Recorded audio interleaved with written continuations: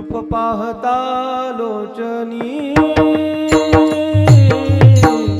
सुख झाले ओ साजनी सुख झाले ओ साजनी साजनी सुख झाले ओ साजनी रूप पाहता लोचनी सुख झाले हो साजनी सुख झाले हो साजनी साजनी सुख झाले हो साजनी तो हा विठ्ठल बरवा तो हा माधव बरवा बरवा तो हा विठ्ठल बरवा बरवा तो हा माधव बरवा तो हा माधव बरवा बरवा तो हा माधव बरवा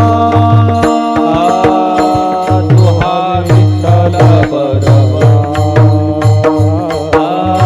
तू हा माधव बरवा बरवा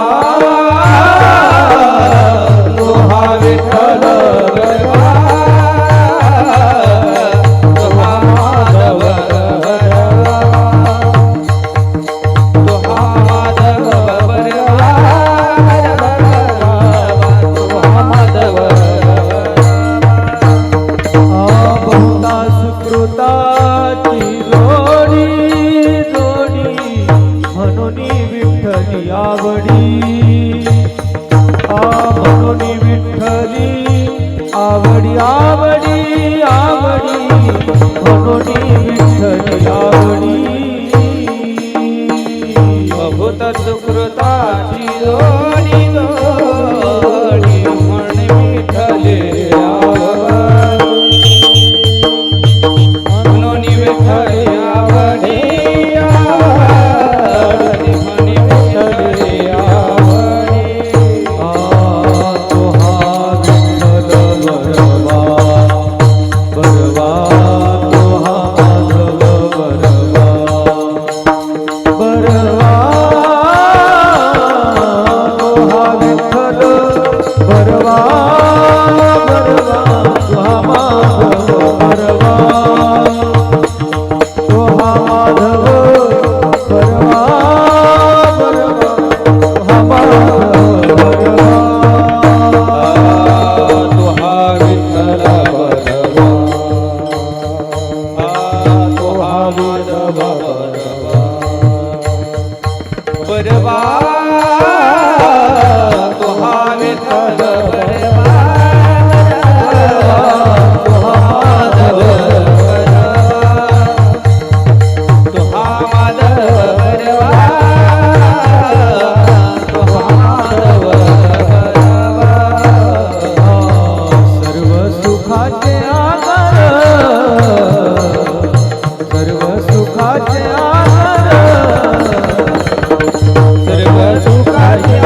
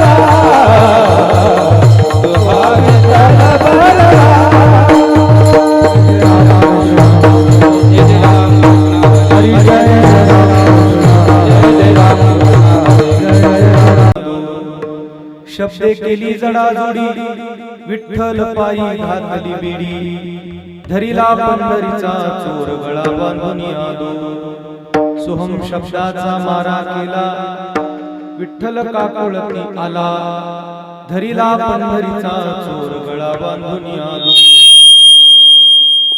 जणी म्हणे बा विठ्ठला जीवेन सोडी मी तुला धरिला पंढरीचा चोर गळा बांधून दूर विभुं वेणुनादं चरन्तं दुरन्तं स्वयं लीलया गोपवेशं दधानं गवामृन्दकानन्दनं चारुहासं परब्रह्मलिङ्गं भजे पाण्डुरङ्गं नमो विश्वरूपा विष्णुमाय नमो विश्वरूपा विष्णुमाय बाबा नमो विश्वरूपा विष्णुमाय बाबा नमो विश्वरूपा विष्णुमाय बाबा पारामुपा पांडुरंगा पांडुरंगा पांडुरंगा अलंकापुरी रम्य सिंहासनस्थं पदाम्भोज तेजस्प्रदेशं विदिन्द्राधिदेवै सदा स्तूयमानं समाधिस्थमूर्तिं भजे ज्ञानदेव मस्तकहे पायावरी या वारकरी संतांच्या गाते श्रोते आणि पाहते चतुर्विनोदी दृष्टीते सुहंभावी पूर्ण ज्ञाते या सकळाते विनवणी करा विठ्ठल स्मरण नामरूपी अनुसंधान घ्यावी घ्यावी माझी सेवा दीन दुर्बळाची देवा पैल मेरूच्या शिखरी पैल मेरूच्या शिखरी पैलमीरच्या शिखरे पैलमीरच्या शिखरे आये योगी राजी एक योगी निराकारी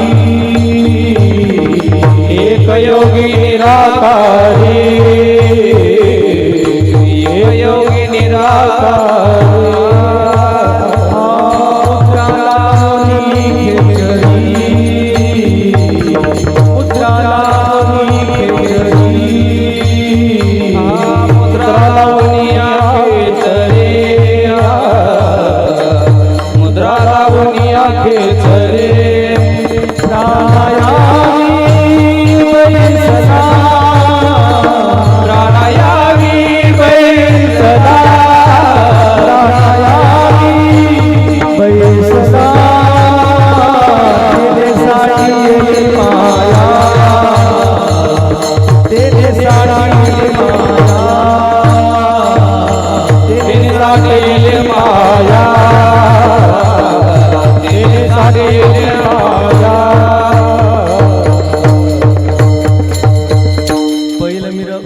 शिखरी एक योगी निराकारी मुद्रा लावून खेचरी प्राणायामी बैसला धरिला पंढरीचा चोर गळा बांधून दूर धरिला पंढरीचा चोर गळा बांधून दूर वारकरी संप्रदायाचे आद्य कीर्तनकार प्रेम शिरोमणी नामदेव महाराजांच्या पट्ट शिष्या संत श्रेष्ठ जनाबाई महाराज यांचा हा फार गोड अभंग आहे। प्रस्तुत अभंगात संत श्रेष्ठ जनाबाई महाराजांनी आपल्या परमार्थातला पुरुषार्थ कसा प्राप्त केला याचं रूपकातून वर्णन या अभंगात व्यक्त केलंय। विठ्ठल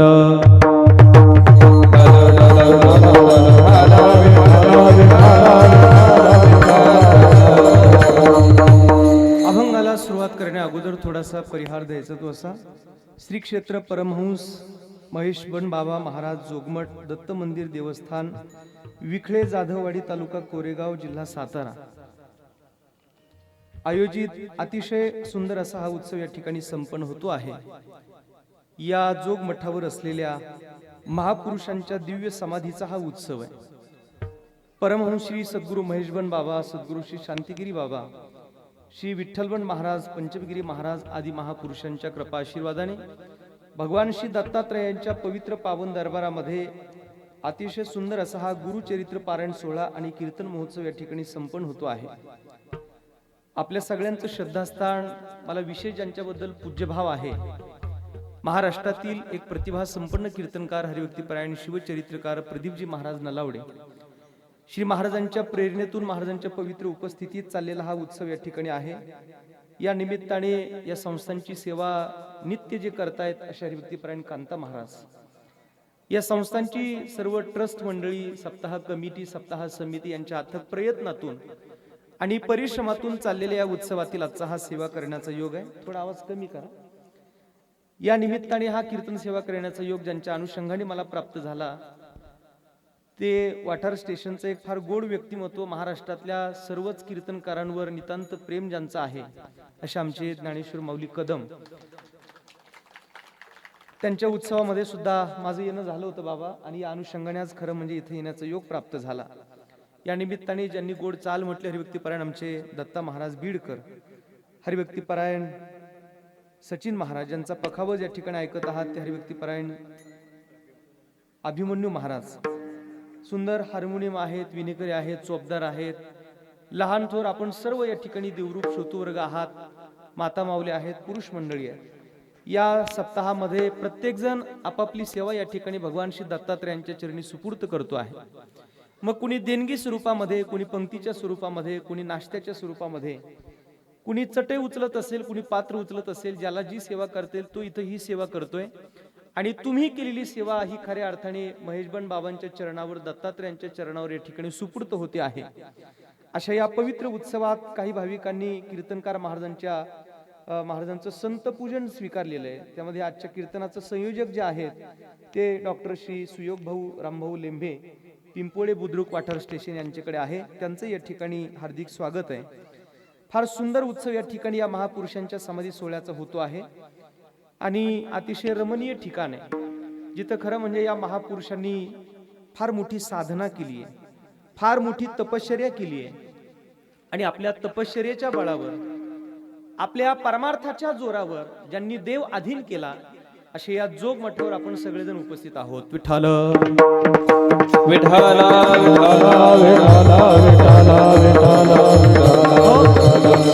या निमित्ताने जो अभंग मी आपल्या पुढ्यात गायलाय तो अभंग जनाबाई महाराजांचा आहे. अभंग जनाबाईचा घेण्याचं कारण असं का कीर्तनाला महाराष्ट्र सरकारच्या लाडक्या बहिणीची संख्या आपल्यापेक्षा जास्त आहे, म्हणून यांच्याकरता हा अभंग आहे. फार गोड अभंग आहे आणि जनाबाईचे अभंग हे मुळातच गोड आहेत. स्त्रीचं अंतकरण हे मुळात मृदू असतं, मायाळू असतं, प्रेमळ असतं, कवी मन असतं स्त्रियांचं. आणि त्याच्यात महाराष्ट्रात जनाबाईने तर फार मोठी क्रांतीच केली. इथं कधी जनाबाई आल्या, कधी मुक्ताई आल्या, कधी बहिणाबाई आल्या, तर कधी कान्होपात्रा आल्या, कधी सोयराबाई आल्या, कधी निर्मळाबाई आल्या. आणि या महिला संतांनी सुद्धा महाराष्ट्रात अध्यात्माची जणू चळवळ उभी केली आहे. याज्ञवल्क्य मुनी ब्रह्मनिष्ठ आहेत का नाही ते सांगण्याकरता औपनिषद कालामध्ये गार्गी नावाची एक स्त्रीच होती. या देशात मैत्री नावाची एक स्त्रीच होऊन गेली. तर या देशात कधी जनाबाई मीराबाई सुद्धा या देशात होऊन गेल्या. आणि त्यात जनाबाईचे अभंग फार भावप्रधान आहेत. अडकली ही कवन्या बेटी आंधळ्याची काठी, माझी हरणी गुंतली सकवन्या, तुझ वीन काय करू प्राण किती कंठी धरू, माझी हरणी गुंतली सकवन्या, डोईचा पदर आला खांद्यावरी भरला बाजारी, जाई नवी धरिला पंढरीचा चोर, गळा बांधुनिया दोर, पंढरीचा चोर गळा बांधुनिया दोर.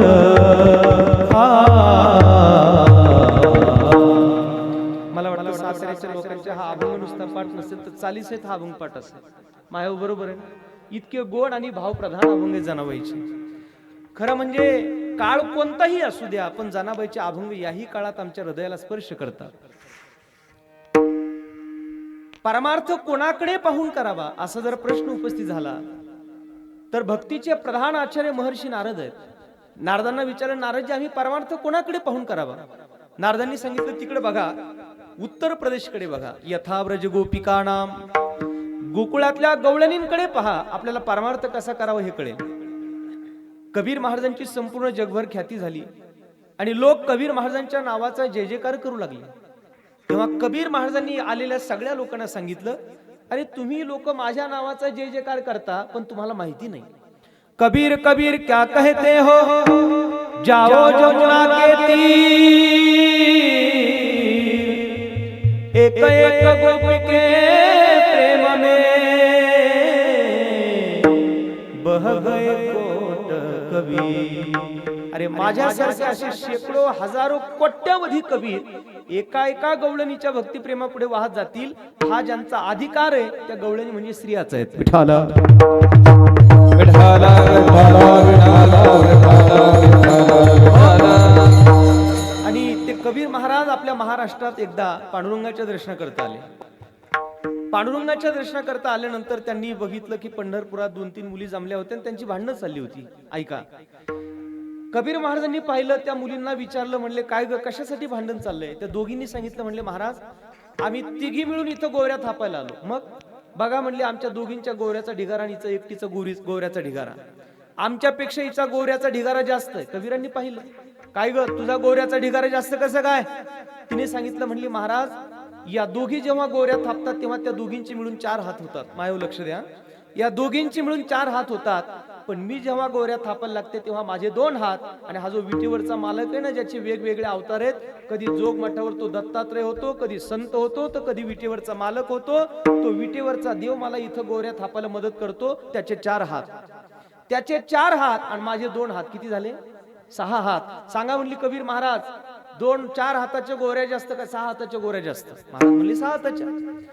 पण मग तुला देव गोवऱ्या थापायला मदत करतो? म्हणले हो. कशावरून? उचला म्हणली महाराज, एक एक गोवरी लावा कानाला.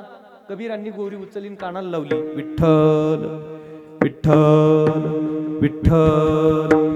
गोवरीतून विठ्ठल नामाचा ध्वनी प्रकटला आणि पायाखालची जमीन सरकली कबीर महाराजांच्या. कबीर महाराजांनी त्या मुलीकडे नीट पाहिलं, तिचं निरीक्षण केलं आणि तिला विचारलं, काय ग, काय नाव आहे तुझं? तिने सांगितलं, महाराज या सगळ्या पंढरपुरातील लोक मला नामदेव महाराजांची दासी जनी म्हणतात. जनी जनी सब कोई कहे नामदेव जी की दासी, बंदा कबीरा यूं कहे तू सब संतन की काशी. अगं तुला कोण म्हणेल तू नामदेव महाराजांची दासी आहे? तू जगातल्या सगळ्या संतांची काशी आहेस. विठाला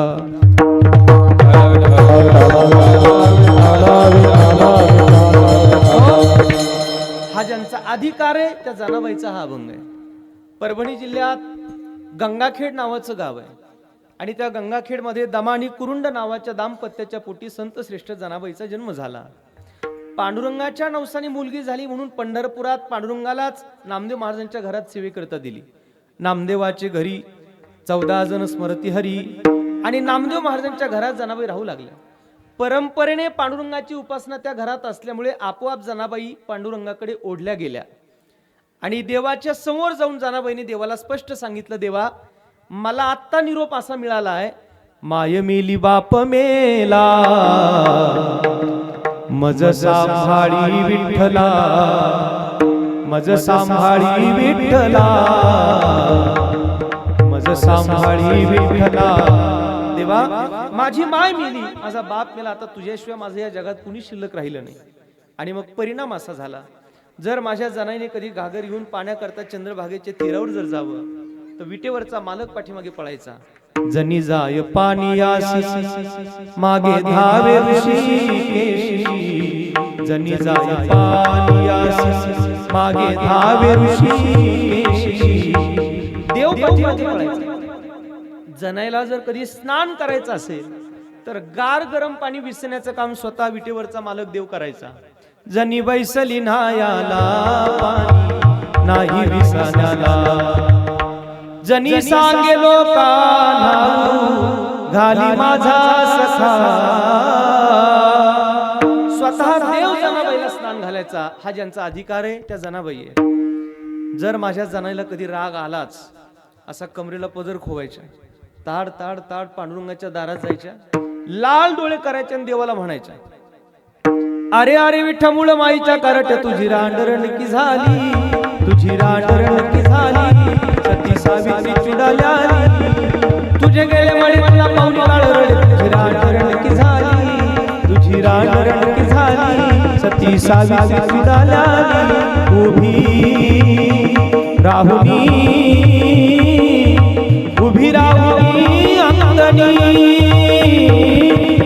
अंगणी शिव्या देत रानकी झाली सती सावित्री चुडाल्यानी. ह्या मराठवाड्यातले शिव्या जनाबाईने देवाला दिल्या. माय हो तुम्ही प्रयत्न करू नका. ह्या शिव्या जनाबाईने देवाला दिल्या. आणि नवल सांगतो जनाईच्या शिव्या ऐकल्या ना की देव असा डोलायचा, देव नाचायचा. म्हणजे जनाईने शिव्या दिल्या की देव नाचायचा. आपल्या भजनाने नाराज होण्याची शक्यता आहे. विठाल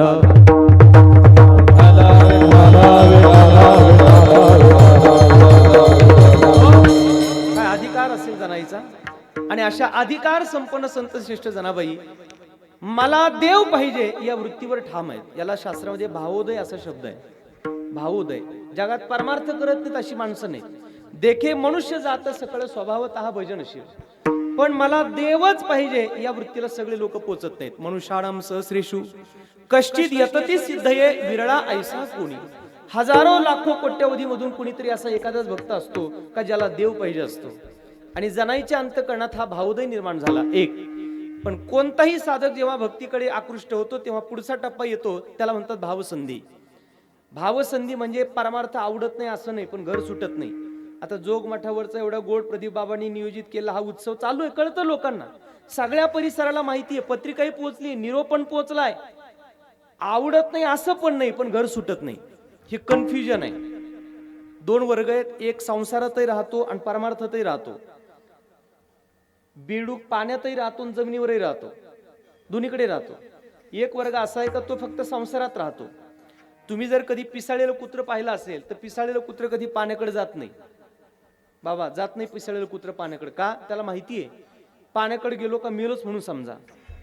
तसं जोग मठाचा सप्ताह चालू आहे तो जातच नाही कीर्तनाला. का? त्याला माहिती कीर्तनाला गेलो का मेलोच म्हणून समजा. कीर्तन हा विषय त्याच्या आवडीचा नाही. याला भावसंधी म्हणतात. परमार्थ आवडत नाही असं नाही पण संसार सुटत नाही. मी राष्ट्रसंत तुकडोजी महाराजांचं ऐकलं होतं. सांगा मी काय करू, सांगा मी काय करू, भक्ती करू का पोट भरू, भक्ती करू का पोट भरू, सांगा मी काय करू, सांगा मी काय करू. काय करू देवा मला माझंच कुठं सुटत नाही. नेमकं काय करावं. मला तू आवडत नाही असं नाही पण माझा प्रपंच मला सोडता येत नाही. आणि हेच आमचा वारकरी पहाटे काकड्यात सांगत असतो. प्रभाते वाटे तुमच्या यावे दर्शना, यावे दर्शना, येथे नचले चोरी उरली आहे वासना, येथे नचले चोरी उरली आहे वासना. वाटे तुमच्या यावे दर्शना, यावे दर्शना, येथे नचले चोरी उरली राही वासना, येथे नचले चोरी उरली राही वासना. प्रभाते वाटे तुमच्या यावे दर्शना,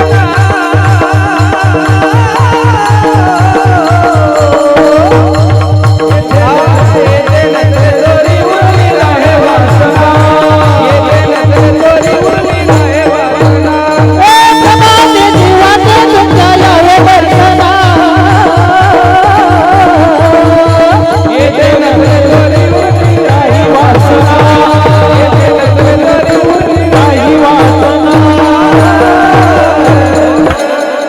प्रभाते वाटे तुमच्या यावे दर्शना, यावे दर्शना, येथे नचले चोरी उरली राही वासना. देवा मला आवडतोय तू पण काय करू माझा संसार मला सुटत नाही. वारकरी आमचा पहाटे सांगत असतो. काकडा माहितीये ना कधी होतो?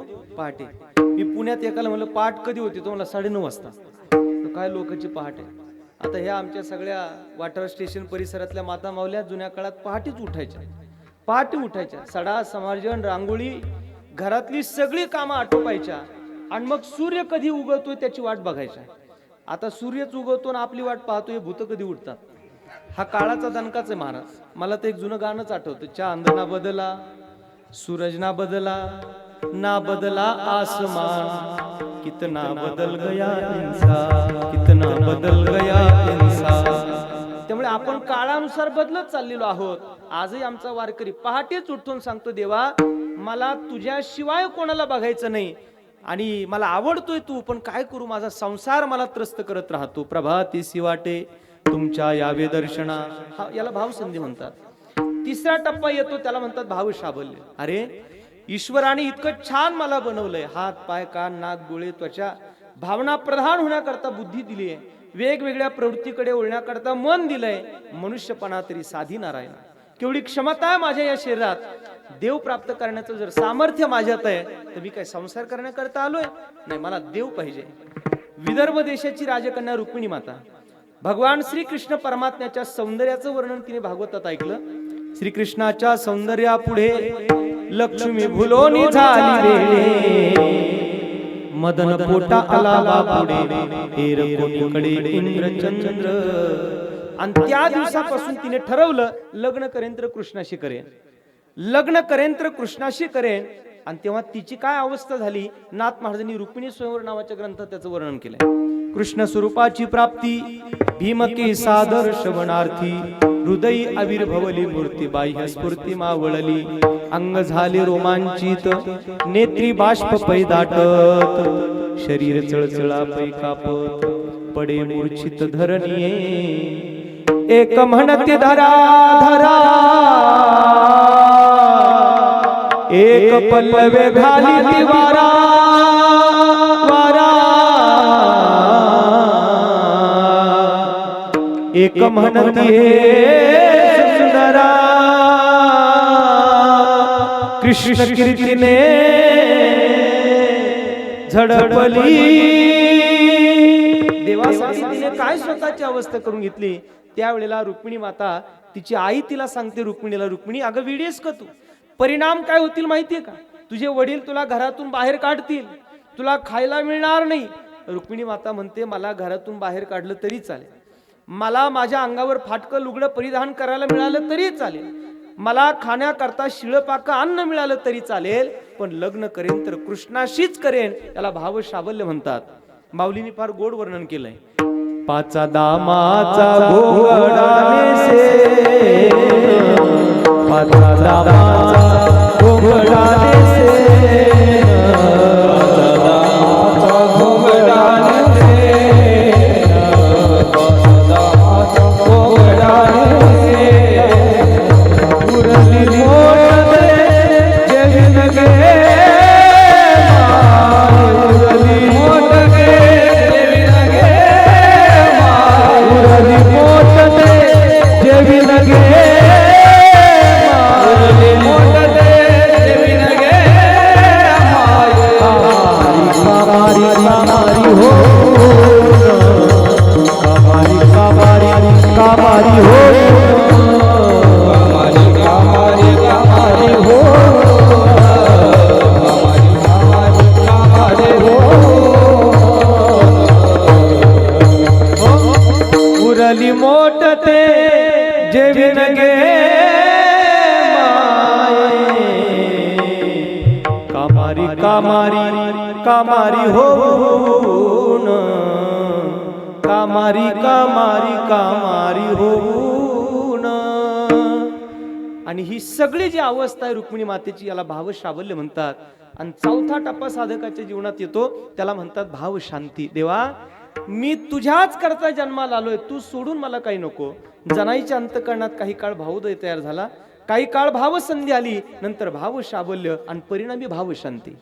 आणि मग जनाईला विचारलं, जनाई काय अनुभव तुमचा परमार्थातला? तेव्हा जनाबाई महाराज सांगतात, मी माझ्या भक्तीच्या जोरावर आज पंढरपूरचा चोर धरला अभंगाच्या पहिल्या चरणात. पंढरीचा चोर धरला, पंढरीचा चोर धरला, पंढरीचा चोर धरला, पंढरीचा चोर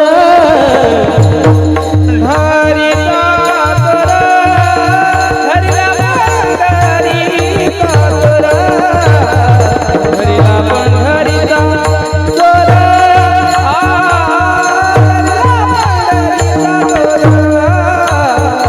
धरिला पंढरीचा चोर धरिला पंढरीचा चोर धरिला पंढरीचा चोर धरिला पंढरीचा चोर धरिला पंढरीचा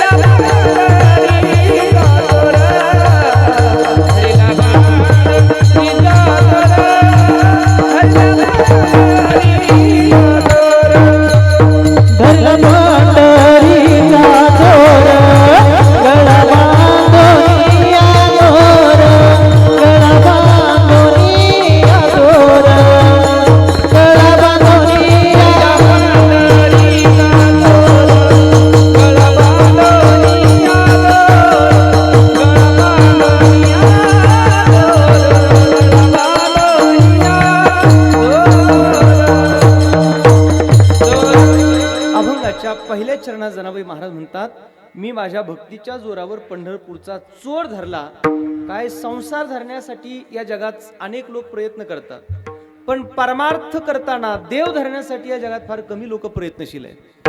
घर, गाडी, गुडी, बंगले बिंगले, नोकर चाकर, मुलं बाळ याच्यासाठी आपण रात्रंदिवस प्रयत्न करतोय, पण देव धरण्यासाठी फार कमी लोक प्रयत्न करतात. देवती ही बळ धरिला साया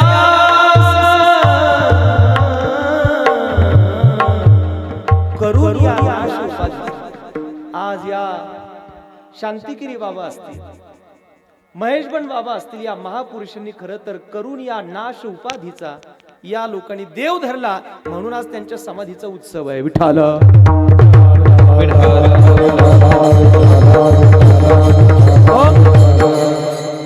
आणि म्हणून जनाबाई म्हणतात, मी माझ्या परमार्थाच्या जोरावर धरिला पंढरीचा चोर.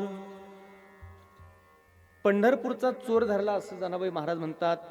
जनाबाई महाराजांना आपण प्रश्न असा विचारूयात, तुम्ही पंढरीचा चोर धरला म्हणतात, नेमका कोणता चोर धरला?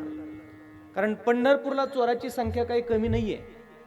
पंढरपुरात कितीतरी चोर आहेत महाराज. अगदी वारकऱ्याच्या वळकट्या चोर, कीर्तनकाराच्या चपला चोर, कितीतरी भुरटे चोर आपल्याला पंढरपुरात बघायला मिळतात ना महाराज. आता आपण जर पंढरपूरला वारीला गेलो माऊलींच्या सोहळ्यामध्ये, प्रदीप बाबांची तर फार मोठी दिंडी सोहळा आहे, मला कल्पना आहे. फार मोठं वैभव त्यांचं वारीमध्ये मी लहानपणापासून पाहतोय. अनेक लोक वारीला जातात. पंढरपुरात वारीला गेल्यानंतर महाराज चंद्रभागेचं स्नान करायला लोक जातात. एक जणाला म्हणतात तू कपडे सांभाळ, दोघं जण म्हणतात आम्ही सरळ जातो, चंद्रभागेचं स्नान करून येतो, तू इथंच थांब. तो असा उंच हात करतो, दोन्ही टाचा वर करतो, तो सांगतो सरळ जा बरं का, आणि सरळ या. ते दोघं पुढं पुढं जातात, हा उंच टाचा करून हात वर करतो, तेवढ्या चोर येतात आणि खालून कपडे घेऊन निघून जातात. याचा हात खाली येतो, नंतर ते पाठीमागं पाहतात, कपडे नाही आणि माणूसही नाही. दिवसभर पुंडलिकाच्या मंदिराकडे फिरत राहतात. त्यामुळे असे कितीतरी चोर पंढरपुरात सापडतात ना. एकदा आम्हीच वारकरी लोक स्नान करून निघालो, घाट चढताना पोलीस लोक आले, म्हणले महाराज आम्हाला चेक करू द्या तुम्हाला. मी म्हटलं साहेब असं काय करता, आम्ही वारकरी लोक आहेत, महाराज आहेत. ते म्हणले कशावरून तुम्ही महाराज आहेत? मी म्हणलं आमच्या गळ्यात माळ आहे, आमच्या कपड्याला बुक्का आहे. ते म्हणले महाराज तुमच्यापेक्षा चोरांनीच मोठ्याला माळी मोठ्याला बुक्का लावलाय. त्यामुळे पंढरपुरात चोर कोण आणि वारकरी कोण लवकर मेळ लागत नाही. त्यामुळे मग असे बरेच भुरटे चोर तिथं आहेत, त्याच्यातला एखादा चोर धरलाय का? जनाबाई म्हणतात नाही, धरिला पंढरीचा चोर. मी पंढरीचा चोर धरलाय. मग पंढरीचा चोर धरला म्हणजे तुम्ही देवाला चोर म्हणता का काय? जनाबाई म्हणल्या मी देवाला नाही चोर म्हणत, मग मी चोराला चोर म्हणते. विठ्ठल